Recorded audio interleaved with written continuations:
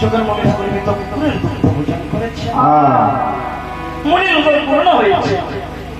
তখন ছেলেমাঝিকে বলতেছে, ছেলেমাঝি কিঞ্চিত আমাকে শয়নের স্থান দাও।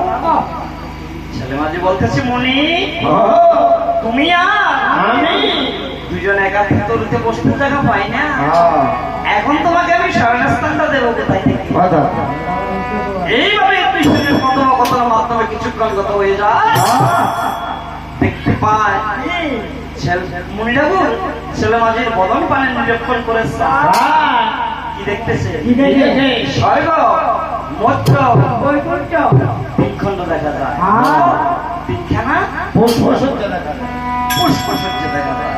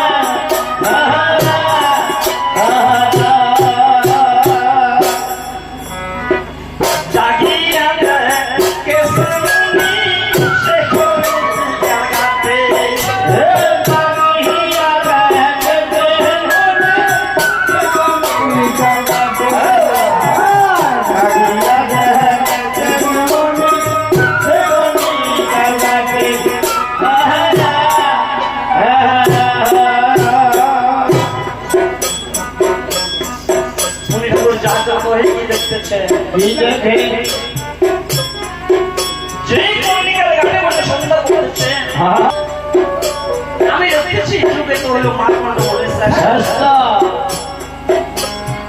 মারকণ্ডকে বরদান করে তুমি পশ্চাতে অন্য সকল মনিকে বরণ দিতে পারো।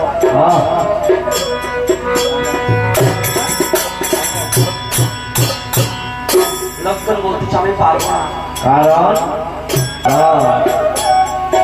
আমি কাউকে বরণ দিতে পারি না।